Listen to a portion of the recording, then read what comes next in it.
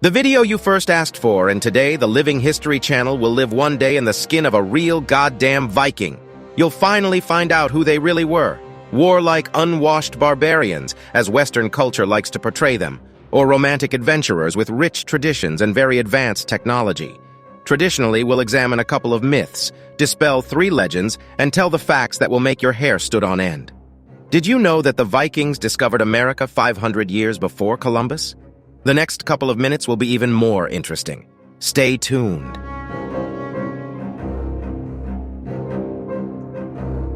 Meet our guest, Harold Knutsen. The year is 844, and our handsome man has a beautiful view of a small Scandinavian village on the outskirts of the town of Hedeby, which is located in present-day Germany near the border with Denmark. Yep, you didn't misunderstand. Speaking of the Vikings, a modern person would immediately think of the Norwegians, or at least the Swedes. However, Denmark, as much as this sweet couple pretends to be the homeland of the Vikings, and the city of Hedeby, near where our Harold lives, was one of the 3 main cities of the Vikings, which have appeared in all possible sagas. The other 2 were in Norway and Sweden, but in Finland the Vikings don't have any relation to them. Now or in the past, these guys were an independent state. From time to time, the Vikings terrorized them and even settled there, but no more than that. And before we begin, let us briefly define who the Vikings are in general. In the narrow sense, the Vikings were maritime brigands in the period from the 8th to the 11th century AD who raided all over the world. This is not a metaphor, for it is documented that the Vikings visited Persia and Africa on one side and the New World on the other. Broadly speaking, the Vikings were a people who lived in Scandinavia, with their own states and a complex structure. But they were not a single empire like the Roman one. Vikings are also considered to be the tribes of the Baltic Slavs, who made sea raids. So this acronym is in a sense a collective word for people with a similar way of life. The word Vikings itself comes from the Norwegian language, and over its interpretation scientists are still battling, putting forward various theories. At the same time, in Ruthenia, they were called the Varangians. Latin sources called the Vikings the Normans, and the English, for example, did not bother at all, and called all similar to the Vikings people Danes. Ironically, modern DNA analysis shows that the ancient Vikings were genetically closer to the inhabitants of Central Europe and northern Russia, but these studies can still be refuted. So let's talk about the things that are known for sure. What is certain is that the fantasy of illiterate Vikings, which can often be found even in serious studies, is a myth. The Scandinavian runes are a full-fledged alphabet that has been used for a millennium and a half, and in some villages of Sweden the runes stopped being used just 100 years ago. The Codex Runicus, which contains the record of the Scanian laws, is well-researched, and scientists have a complete picture of the writing of the Vikings. Let's talk about the Vikings. For example, about the name of our Harold Knutsen. It's no secret that the Vikings were a very pious people, even though their religion was peculiar. But we will talk about Odin and Thor later. As elsewhere in the world, children were often named after the gods. It was not uncommon to find a girl named Thor, a boy named Ragnar, or even Thorbrand. Our Harold, as a boy's name, is of Old German and Scandinavian origin, and the meaning of Harold is spear ruler or army ruler. The same name is given to the King of Denmark and Norway, Harald Bluetooth, who ruled from 958 to 986. Another interesting fact is that Bluetooth technology is named after Harold. The logo, developed in 1997, contains the initials of Harald Bluetooth in bind runs. The meaning of the surname Knudsen is not so epic. It just means that Harold's father's name was Knut. Have you seen the Marvel movies? Thor's last name is Odinson. The Scandinavians didn't bother to add to their father's name the ending son and got a ready-made surname for their son. It is funny that in modern Iceland the tradition has been preserved, and the composition of its soccer team makes many people smile. The daughters, in turn, added the prefix dottir, which led to no less amusing incidents. The whole system was invented to make it easier to identify one's lineage, because family and clan were more important to the Vikings than anything else. Our Harold can hardly be distinguished from an ordinary medieval farmer. The only difference is that the land he works on belongs to him.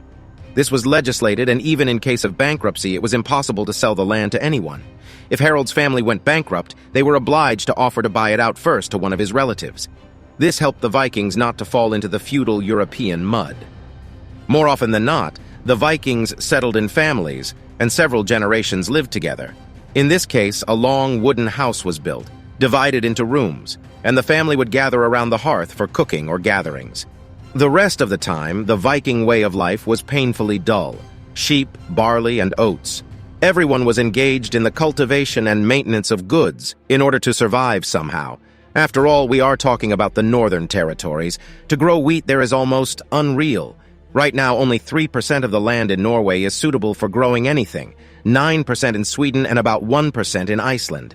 Actually, these figures are enough to understand the reason why the Vikings so furiously raided everything that moves. The answer to the question of why they did it by sea also lies in geography. Scandinavia is not a very friendly place. Mountains, fjords, and unfavorable land gave birth to a historical phenomenon. It was much easier for our Harold to get on a ship and sail to Uncle Bjorn in the next village than to walk that distance. While Roman merchants had flashbacks of pirates and fear of drowning at the sight of a ship, Vikings had the opposite feelings. Climbing rocks is a much more time-consuming process than sailing calmly in a ship, and any self-respecting family had a boat or at least connections to someone who had one. Otherwise, the Scandinavians could not survive.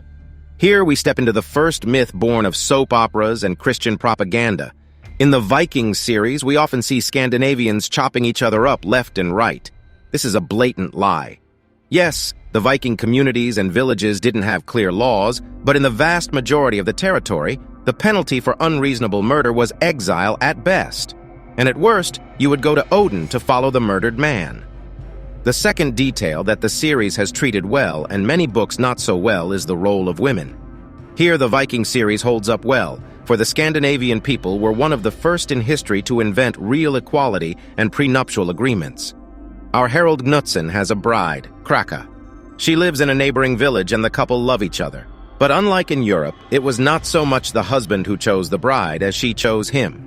No matter how much money a guy has, and no matter how powerful his family is, if the groom has no impressive biography of military campaigns and bravery behind him, there will be no wedding. On paper, the Vikings were a patriarchy, and the final decision for the girl was made by the head of the family. But in fact, none of the fathers or older brothers would let the girl go without her consent. The reason is simple, because a Viking wife is not just a toy. It is a person who will look after the family homestead, while her husband can spend many months and even years on the road, and at the same time raise their children to be real warriors. The famous Konung Ragnar Lothbrok said, "I chose for my son such a mother who passed on her fearlessness to them." And this is not a figure of speech. The woman was a full-fledged member of society. There is a passage in the ancient law which says that even touching the hand of a Nordic woman was punishable by a fine of 5 marks. And at the wedding there was a kind of marriage contract. According to it, the bridegroom separated to the beloved a share of his estate, called a woman's gift. There was also a friendship gift, which the future husband paid to the bride's father for a ransom.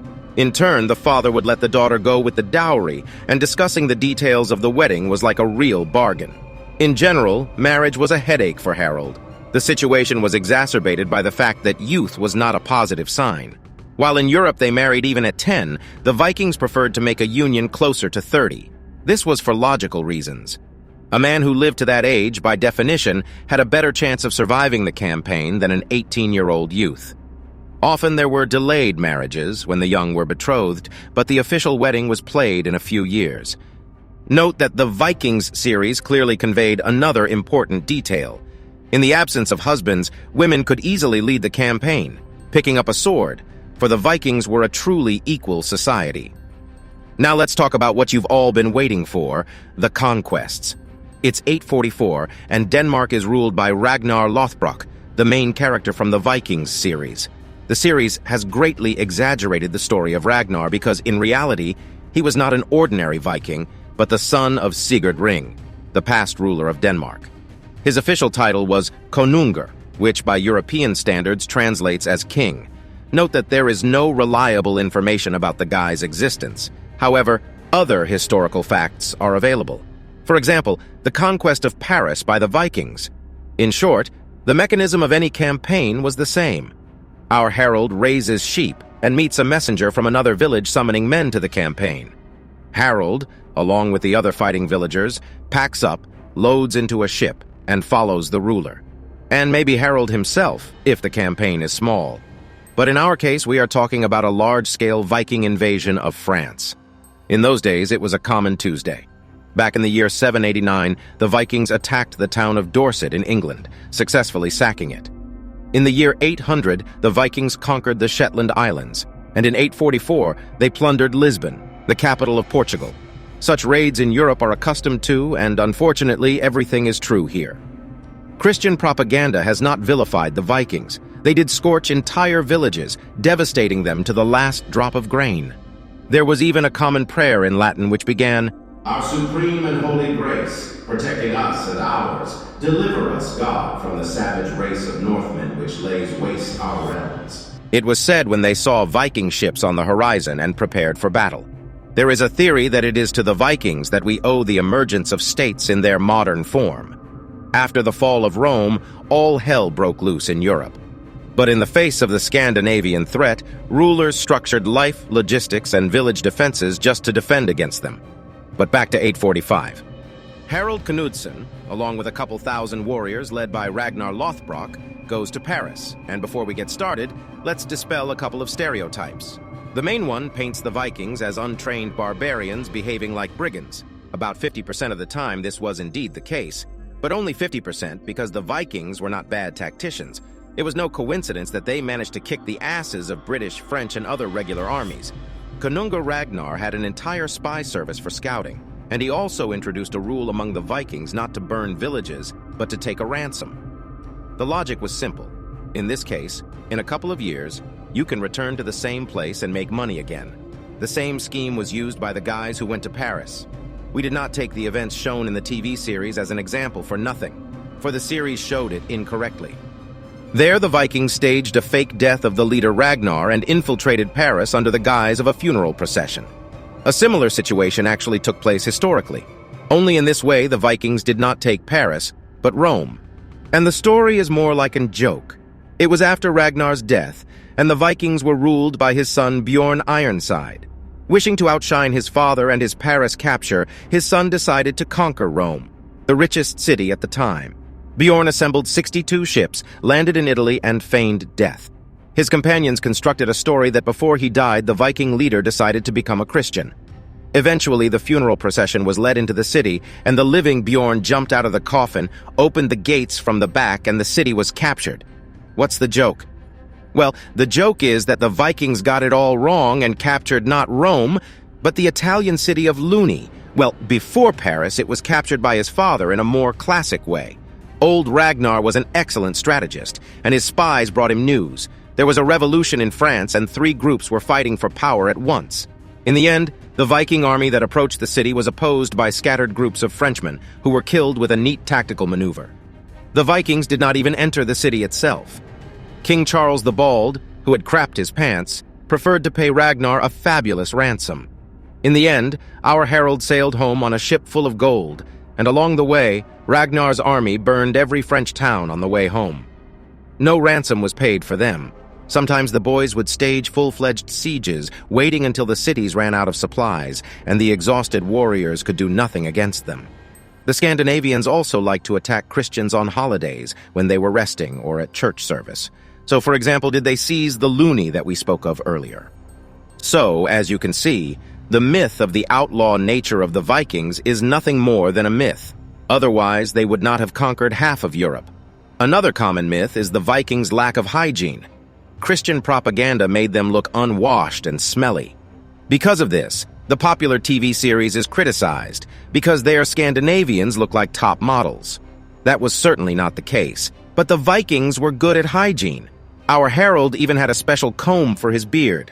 They're found in packs at sites where cities are excavated, and an English chronicler of the 13th century named John even envied the Vikings in his notes. According to him, they easily seduced English women because they were neat, combed, and washed on Saturdays.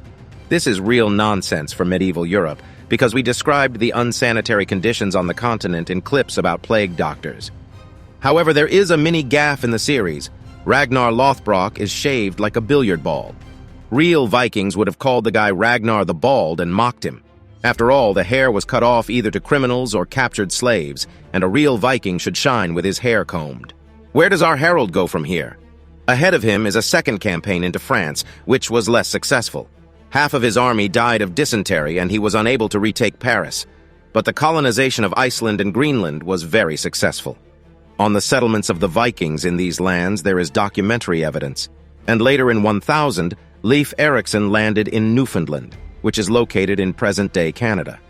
After rounding Greenland, the Vikings had landed in North America long before Columbus, and there is evidence of this in the saga of Eric the Red. There is much more to tell about the life of our Harold. The Vikings, for example, adored cats, which were hated in Europe. The Inquisitors in the Middle Ages even burned the woolly buggers, but the Scandinavians, on the contrary, cherished and fed them. Also, the common laborers worshipped Thor more than Odin and did not wear any helmets with horns. Helmets were invented in 1876, and that for theatrical purposes. The Vikings did not particularly like leather either, preferring clothes of wool and linen. Stereotypes were imposed on the Scandinavians in many ways. They had developed both crafts and aesthetics, along with blacksmithing. There is much more to tell about this, but unfortunately we won't fit into the standard video. So, if you'd like to see second part of the Harold Knudsen aging video, don't forget to like the video and write in the comments your ideas for next videos. We'd love to continue, but for now we're done. See you all again, my friends.